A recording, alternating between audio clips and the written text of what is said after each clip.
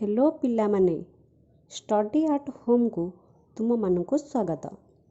Corona महामारी जोगु विद्यालय आसीबा मना, किंतु पाठ पढ़िबा नुहे। निरापद भावे घरे रही मध्य आमे आभासी श्रेणीगृह माध्यम पाठ पढ़ी परिबा। आज आमे जो विषय चर्चा करने को जाउछे, मु भाबुची से विषय उपरे तुम मानकर यथेष्ट धारणा रही। हाँ पिलामाने, मु तुम मानकु चतुर्थ श्रेणी विज्ञान बहिर आम खाद्य विषय अधिक ज्ञान आहरण करने को जाउ।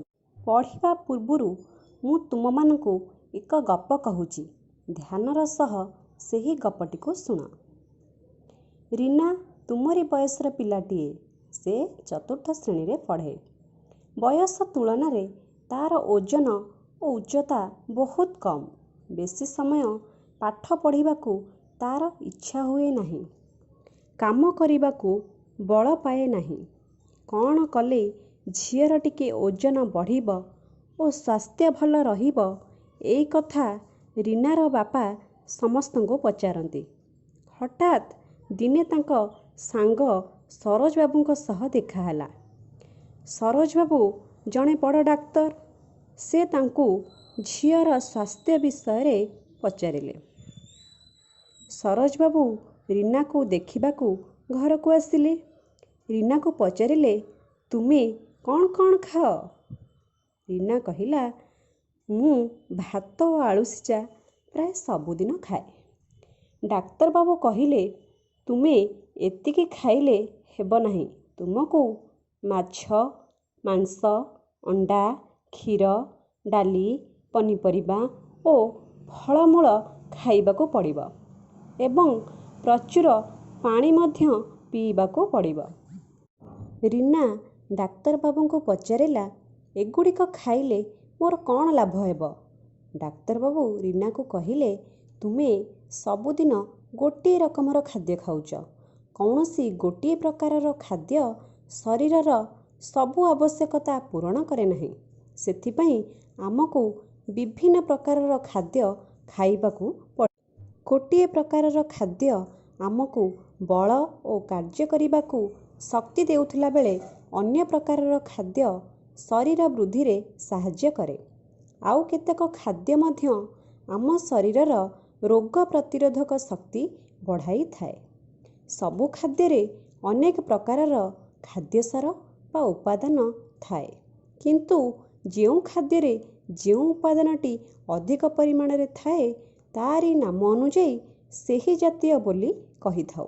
तेणु तुमको सबु प्रकारर खाद्य खाइबाकू पड़िबो। रीना डाक्तर बाबू को हसी हसी कहिला, मौसा मु एबेठारू सबु प्रकार खाद्य खाइबी। देखिला तो पिलामाने, खाद्यर अभावरू रीनार किपरि दुर्दशा ହେଲା। सेथिपाई तुमे मानकु मध्य सबु प्रकार खाद्य खाइबाकू पड़िबो। गप तो सुनिले, एबे विषय को जिबा। खाद्य रे थिबा विभिन्न उपादान को खाद्यसार बा पोषक कहंती। विभिन्न खाद्य रे भिन्न भिन्न पोषक थाए। सेगुड़िक हला श्वेतसार, स्नेहसार, पुष्टिसार, जीवसार, धातव लवण और जल। चल आमे श्वेतसार विषय रे जानिबा।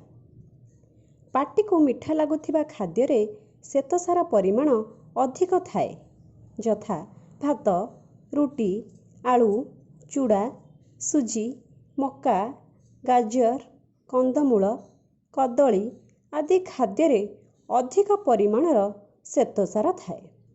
एगुड़ी को श्वेतसार जातीय खाद्य कुहा जाए। एही खाद्य खाइबा द्वारा आमको मुख्यतः शक्ति मिली थाए। सेहिपरि देख, चित्र रे थिबा खाद्य को छुईले हाथ को तेलिया लगे। नड़िया, सोरिष, राशि, चिनाबादाम आदिरू तेल बाहरे। एगुड़ी को स्नेहसार जातीय खाद्य कुहा जाए। चर्बी, लहुणी, तेल, घी, अंडार केशर इत्यादि रे स्नेहसार अधिक थाए। एही खाद्य आम शरीर को शक्ति जोगाई थाए। यह शरीर को ଚିକ୍କଣ ରଖେ ଓ ଶରୀରରେ ଚର୍ବି ବୃଦ୍ଧି କରିବାରେ ସାହାଯ୍ୟ କରେ। ଆଚ୍ଛା, ଏବେ ତ ଆମେ ଏ ବିଷୟରେ ଜାଣିଲେ। ଏବେ ତୁମେମାନେ ଜାଣିଥିବା ଆଉ କିଛି ଶ୍ୱେତସାର ଓ ସ୍ନେହସାର ଜାତୀୟ ଖାଦ୍ୟର ତାଲିକା ପ୍ରସ୍ତୁତ କର। ପରବର୍ତ୍ତୀ କ୍ଲାସ୍ରେ ଆମେ ଅନ୍ୟ ପୋଷକ ବିଷୟରେ ଜାଣିବା। ଧନ୍ୟବାଦ ପିଲାମାନେ।